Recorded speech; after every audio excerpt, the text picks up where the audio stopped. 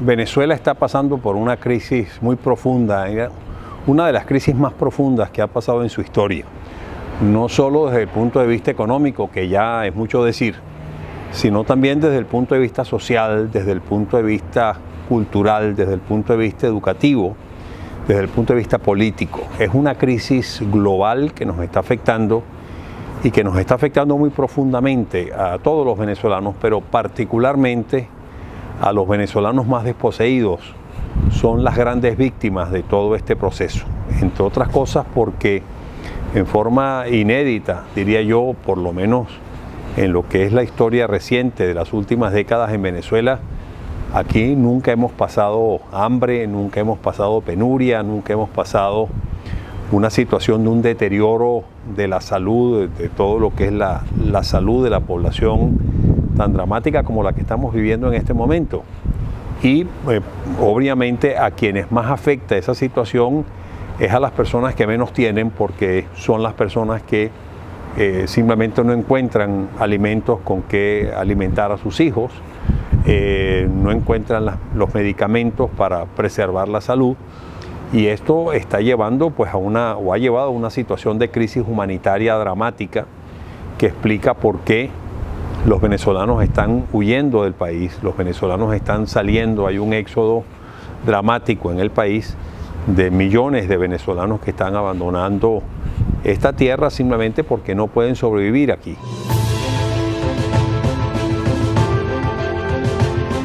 En buena medida, esto no es algo que 100% se puede achacar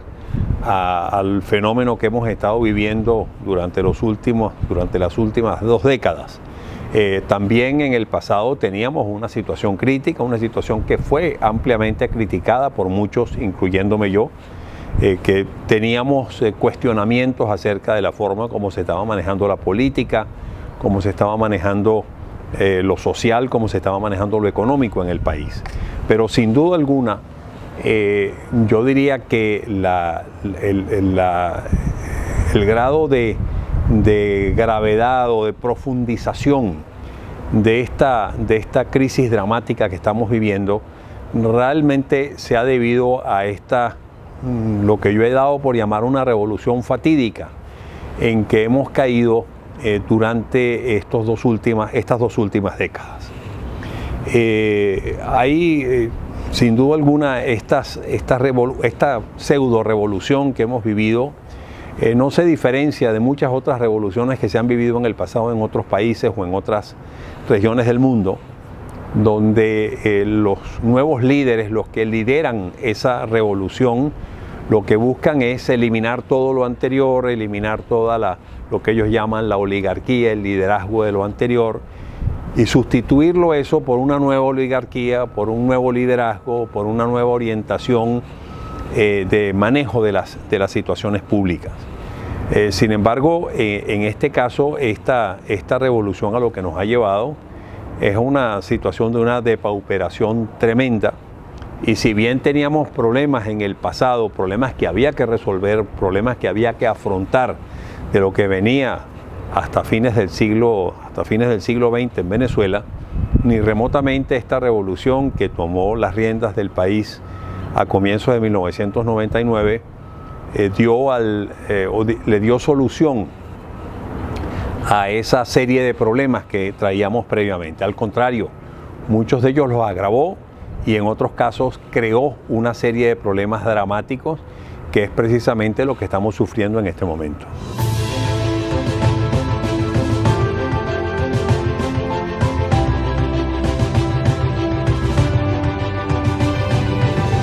Bueno, sucedieron muchas cosas para explicar esta caída dramática de la producción de bienes y de servicios en el país. De hecho, en este momento, a fines del año 2018, estamos hoy produciendo menos de la mitad de lo que producíamos en el año 2013. Eso es una caída realmente dramática, sufrida por muy pocos países y que, como usted bien dice, solamente se ha visto en algunas situaciones de guerra, en algunas situaciones, digamos, extremas que no estamos viviendo en Venezuela. Y por lo tanto es muy válido que nos preguntemos a qué se ha debido este desastre, caer en este abismo, en este colapso en que nos encontramos inmersos en este momento. Y yo diría que la principal razón han sido las pésimas políticas públicas que se han venido implementando en el país. Por un lado, hemos tenido un gobierno hostigando a la actividad económica privada, amenazando a las empresas con expropiaciones, con expoliaciones, con imposición de controles que condenan a las empresas a trabajar a pérdida, con amenazas permanentes, con señalamientos, muchos de ellos injustos, acerca de una pseudo especulación extrema que no ha sido la realidad y que ha llevado pues a una situación donde se ha diezmado la actividad económica privada. Sí, esa política de hostigamiento persistente a la actividad económica privada ha dado como resultado pues una situación de una minimización de la actividad económica privada. Muchas empresas han cerrado sus puertas, no están produciendo, han salido de actividad económica y eso pues ha implicado que el aparato productivo privado hoy esté produciendo una fracción de lo que producía anteriormente. Como parte de esa política de hostigamiento ha habido un proceso de expropiación y en muchos casos de expoliación, porque cuando se ha expropiado a las empresas privadas, simplemente los dueños de esas empresas no han sido debidamente compensados. Y eso no es una expropiación, sino una expoliación. Pero digamos, ese proceso de migración de actividad económica privada a empresas públicas, a empresas que pasan a ser manejadas por el sector público, también ha contribuido notablemente a esta situación caótica que estamos viviendo. Porque muchas de estas empresas, simplemente hoy manejadas por el sector público, o no están produciendo nada, o producen una fracción de lo que producían en manos privadas.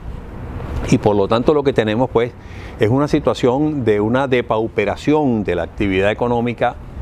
interna, de la actividad productiva interna, tanto privada como pública. Y en consecuencia un incremento notable en la dependencia para abastecer el mercado de bienes y de servicios que necesita la población para la satisfacción de sus necesidades de la importación. Sin embargo, para importar, para comprar en el exterior, se requieren divisas, divisas, dólares, euros, etcétera, con los que se deben pagar o se pueden pagar esas importaciones. Y esas son las divisas que no existen o que también han mermado en una forma notable.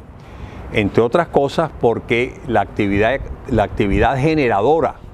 de esas divisas, que es la exportación de petróleo, se ha venido a menos. Anuncio la despido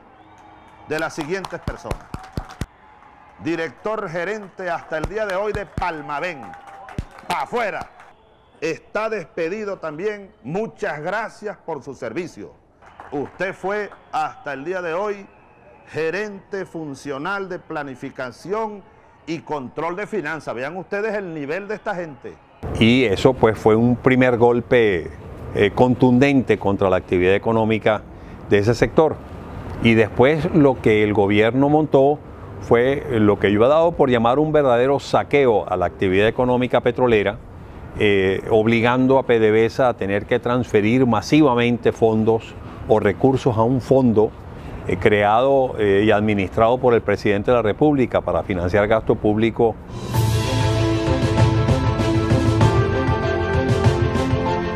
Bueno, sin duda alguna, esta corrupción generalizada que ha habido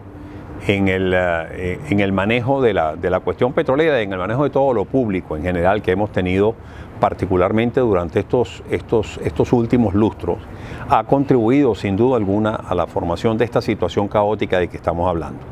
Entre otras cosas porque ese saqueo que ha habido a PDVSA también se ha debido en buena medida a todas estas prácticas de corruptelas, de robos descarados, de transferencias indebidas de cientos de millones, de miles de millones de dólares a cuentas de beneficiarios que no tenían justificación ninguna y que obviamente lo que ha implicado es, bueno, simplemente una sustracción descomunal de recursos que varias personas las fijan en varios cientos de miles de millones de dólares. Son realmente cifras totalmente desproporcionadas, desconocidas previamente en Venezuela. La corrupción, si bien no es nada nuevo en Venezuela, eso ha existido entre nosotros por muchos años, por muchas décadas. Sin embargo, nunca habíamos visto en Venezuela un nivel de corrupción y de degradación y de robo descarado de la magnitud que hemos visto durante los últimos años.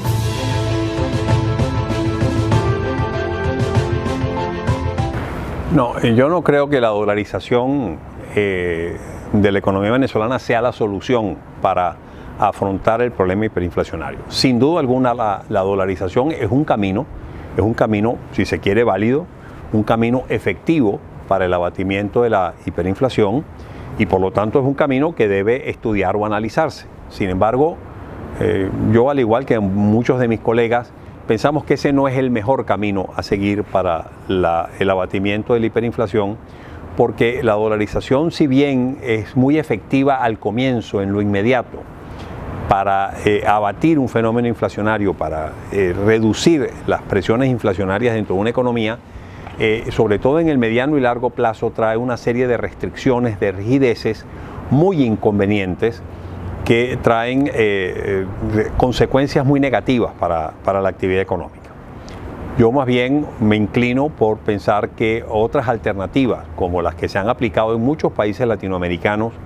en el caso de Brasil, en el caso de Perú, en el caso de Argentina, en el caso de Bolivia y otras economías que han sido exitosas en el abatimiento de los fenómenos hiperinflacionarios que han sufrido, es el camino más idóneo a seguir. En esos mecanismos, una de las cosas que se hace es definir una unidad de cuenta inicial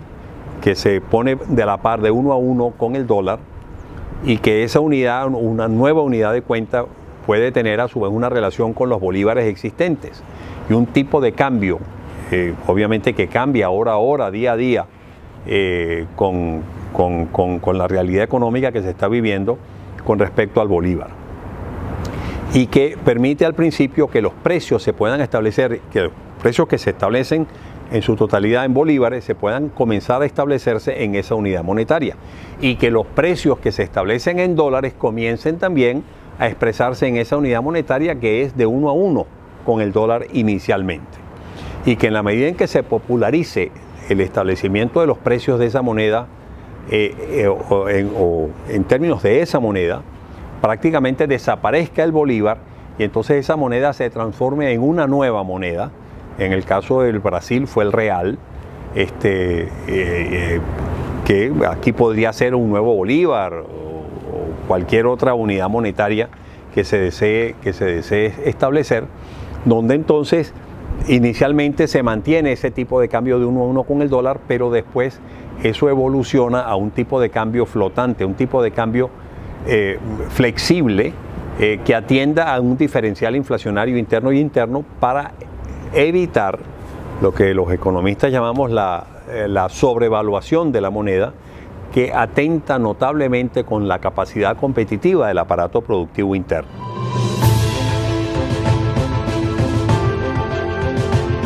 En ese proceso de cambio, en ese proceso de giro de 180 grados, no solamente en materia económica, sino en materia social, en materia política, en materia tecnológica, en materia ambiental, en todos los aspectos de la vida social, tienen que participar todos los miembros de la sociedad. Nadie puede quedarse fuera de ello. Todos tenemos una cuota de responsabilidad que jugar en ese proceso. Los trabajadores tienen una cuota, los sindicatos tienen una cuota, los empresarios tienen una cuota que jugar y obviamente los maestros, la gente que educa desde los niños en sus primeras edades hasta la educación universitaria y la educación posuniversitaria tienen un papel fundamental que jugar y sin duda alguna los intelectuales del país también tienen un papel fundamental que jugar. Y en ese sentido, los intelectuales que están en las universidades, los intelectuales que desarrollan actividad cultural de todo tipo, desde las partes más humanísticas a las partes más científicas, y que están agrupadas, muchas de ellos en las universidades o en las academias, les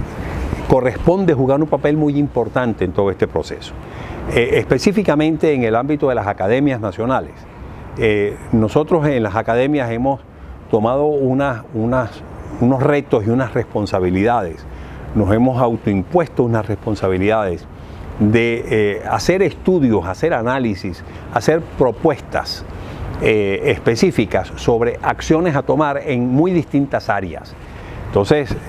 como usted sabe, aquí hay 7 academias nacionales. Está la Academia de la Historia, la Academia de la Lengua, la Academia de la Medicina, la Academia de Ciencias Políticas, que es la Academia Jurídica, la Academia de Economía, la Academia de Ingeniería, etc. Y por lo tanto, cada una de esas academias tiene un área